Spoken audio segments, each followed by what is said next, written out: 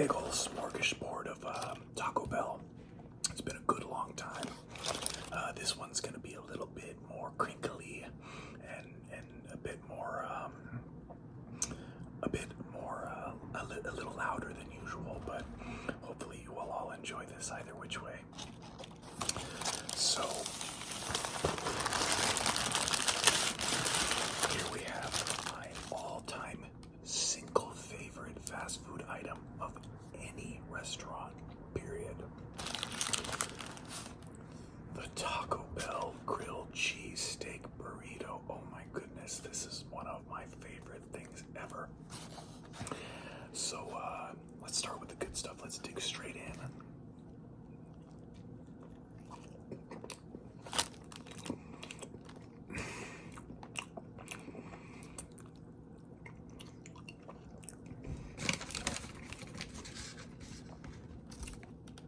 Oh my goodness, so good.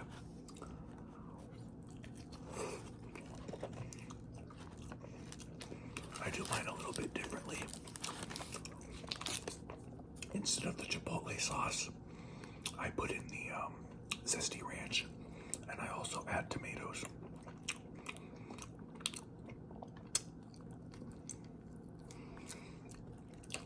This is the good stuff. Ah.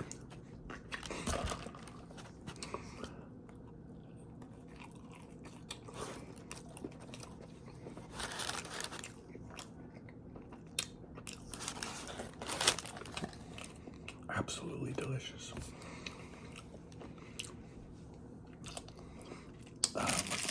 I've got a couple of other items. I've got this cheesy gordita crunch. Or is it a chalupa? No, it's a supreme chalupa. That's what it is. And then I have this Cantina style soft taco. I think that's the thing that they're like pushing right now. It's their newest, biggest thing, Cantina stuff. Got some hot sauce, of course, all the different varieties, and they even gave us this as well.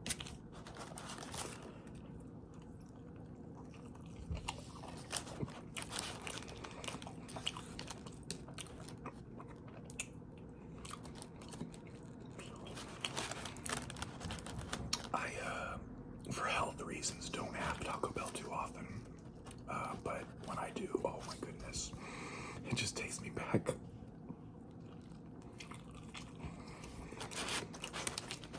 Oh my goodness, what am I doing? Oh yeah, you know I had to show you all, you know I had to. Demon Wind, 1990, Cabin in the Woods style horror movie.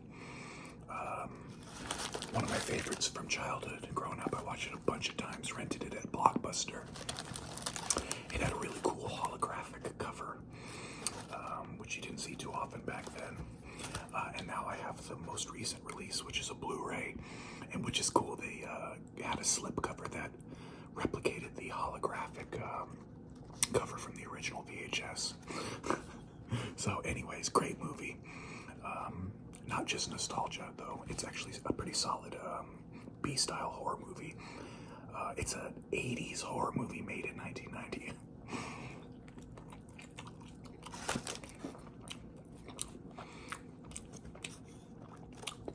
It's not health food, but it's certainly healthy for my soul. And of course, you know, gotta get that Baja Blast.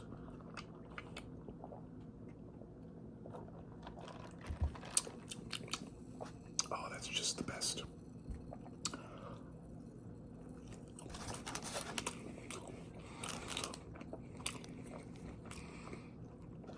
How's everybody doing out there? You doing good?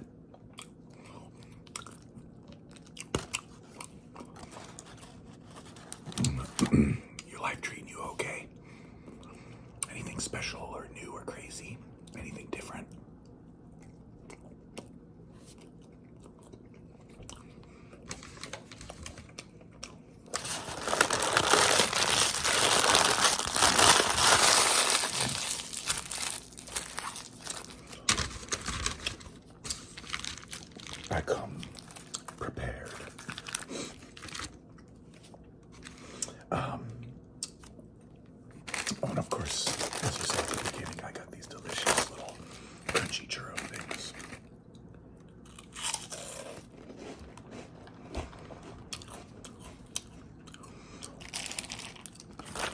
Let's go with this Cantina Taco. I've never had this before.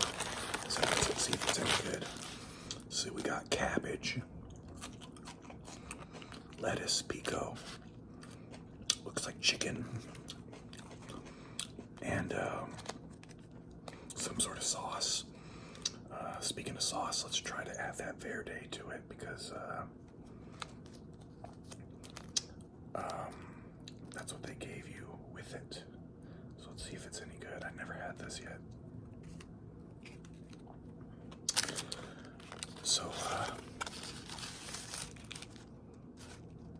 Cantina chicken soft taco. Let's see what's up.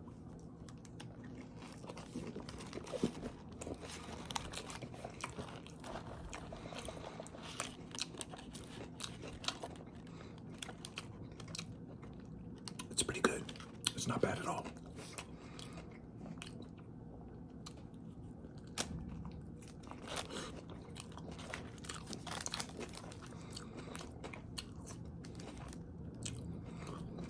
My goodness, manners.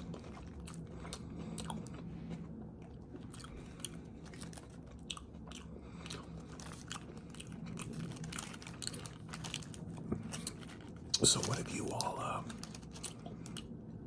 what do you like to get at Taco Bell?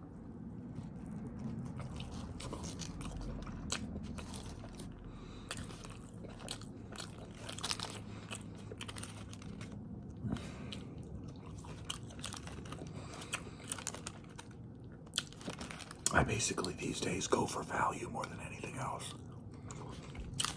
Like, this whole thing was $8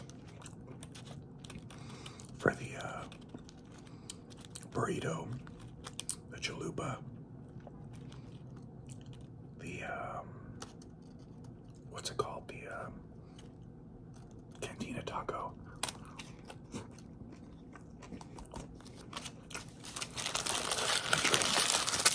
And the churros.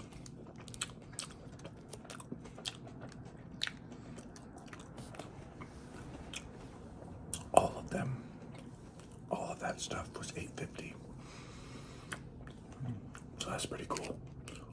Considering how insane and expensive fast food is these days, that's a pretty good deal.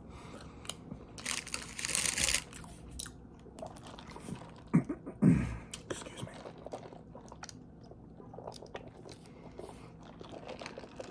So, any movies that you've seen lately that did it for you? You watching any TV shows? I'm gonna ask this every video forever, because that's what I do. I like my movies and I like my TV shows. So I'm always gonna be asking what you're watching lately. And music is my life as well. So of course I'm gonna ask that what that's all about. What are you listening to lately as well?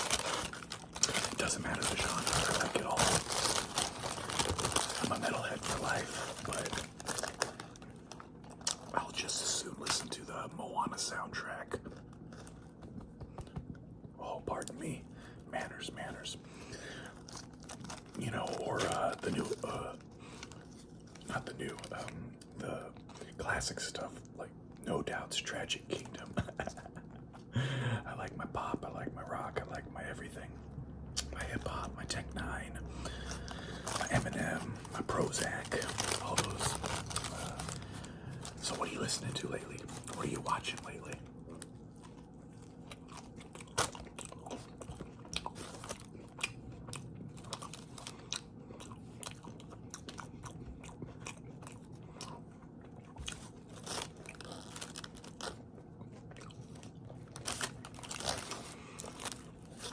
I wish they filled these up like they used to back in the day.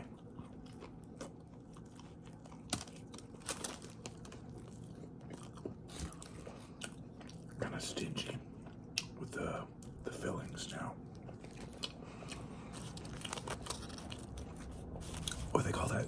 Shrinkflation.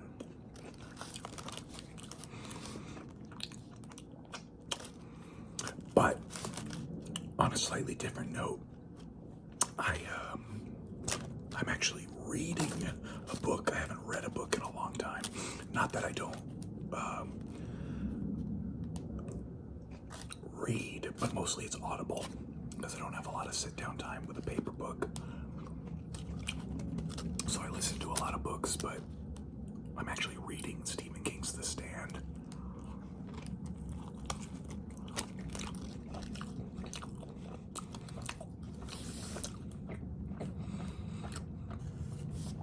I watched the 90s. Oh, excuse me. Sorry to speak with my mouth open. I watched the 90s miniseries. So good. Very nostalgic, but also just genuinely solid. And it just kind of made me realize that I have about 70 Stephen King movies in my collection. And I've read one Stephen King book, which was Hearts in Atlantis, when I was a teenager.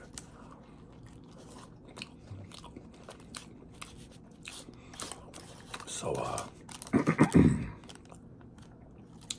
figured it was time to fix that.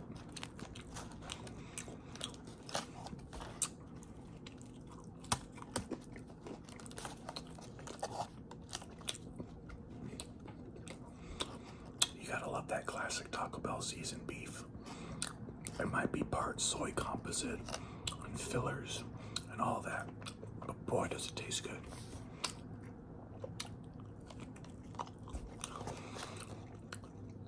So yeah, don't forget to let me know in the comments what your favorite Taco Bell items are.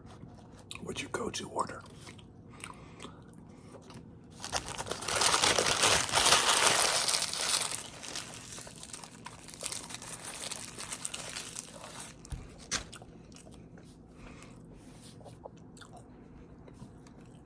Real good stuff.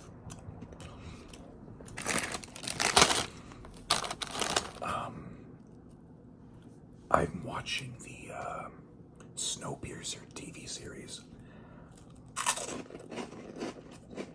It's got like 4 seasons, and I've never seen any episodes until a couple of days ago.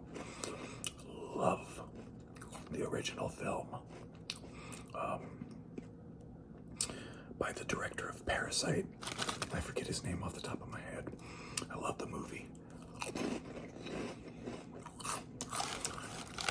And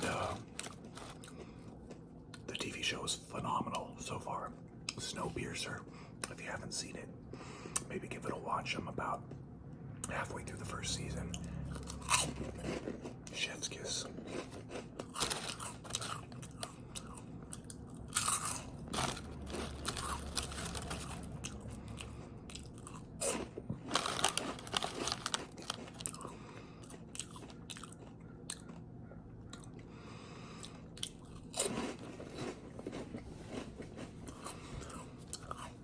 So big news on the music front. After a 7-year hiatus, after the passing of Chester Bennington,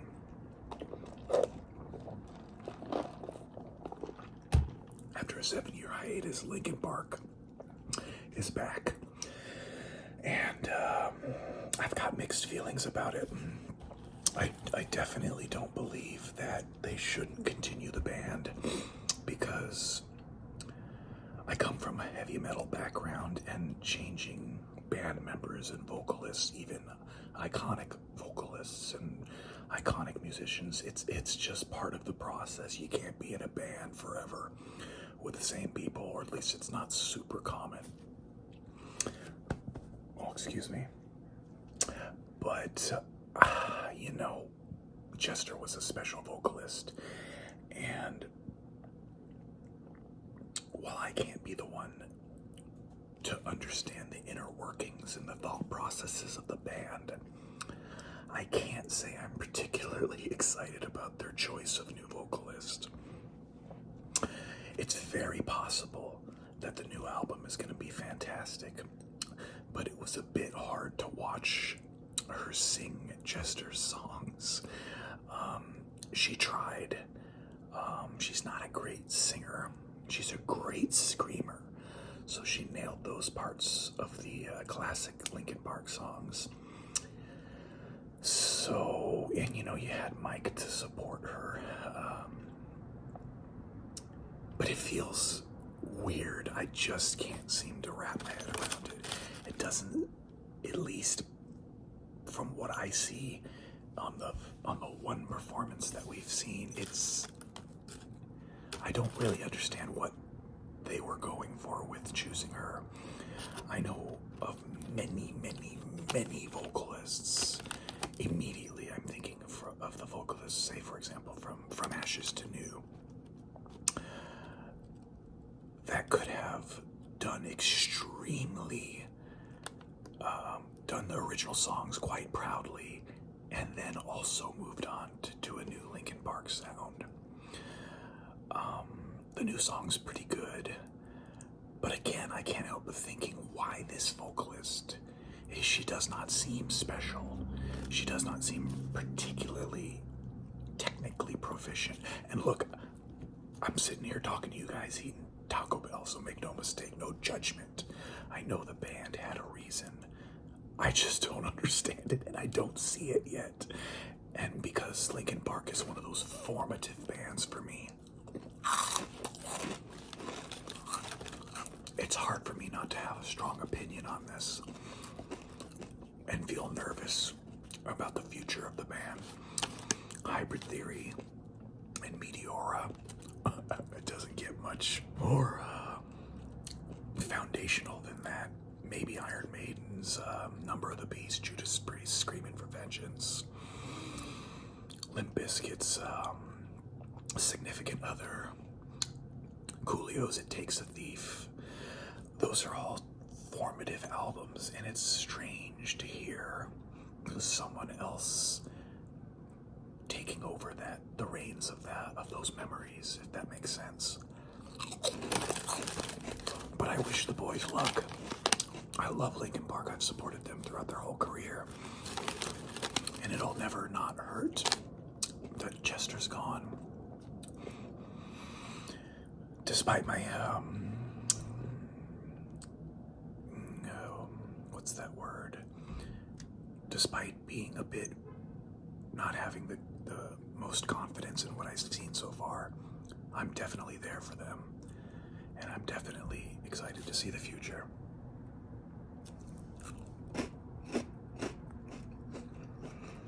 In any case, that's it for me. I appreciate you all. Please like, subscribe, and all that business. And as always, thanks for watching.